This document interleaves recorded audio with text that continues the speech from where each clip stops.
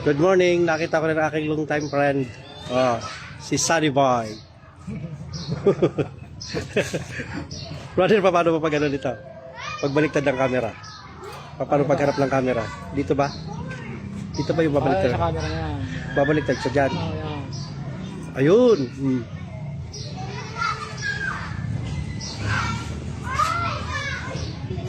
Nagkita kami nito ngayon. Hindi ka mula nung COVID, hindi kami nagkikita. O ngayon, buhay pa siya. Katindi, kinalabanan niyang COVID, oh. Siyempre. Ilang beses ka ba na COVID?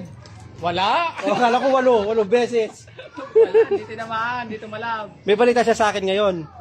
Yung ano na siya ngayon, DepEd employee na siya. Talaga naman, si Sunny Boy. Oh. Namiss ko itong eskwelahan na to. Hindi ko makakalimutan to. Ito yung school na na alas 2 na ng hapon nagmumural ako, hindi pa ako nananghalian.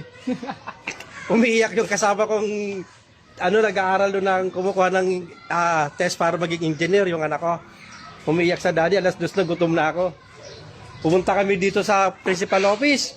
Ang saya-saya ng mga teacher, kumakain sila, may birthdayhan pala. Sabi sa akin ng isang teacher, nandiyan ka pala. Pumunta na siya tumawag sa akin, nagpa-drawing. Hindi kami pinapananghalian. Ito, nagpakain sa akin, ito si Sunny. Nag-a-apply pa lang siya doon, katulog dito eh.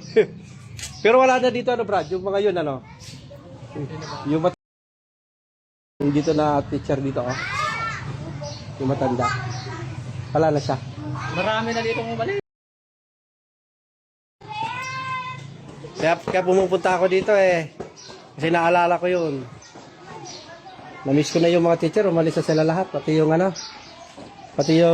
magandang teacher dito. Wala na yung magandang teacher, buntis din. Maganda naman lahat ng teacher, Ba't meron bang teacher na hindi maganda? Malakas mo na Meron hindi magandang teacher, kala mo. Walang hindi maganda. Ayaw hindi nagpapakain sa akin, yun ang hindi maganda. Maganda lahat.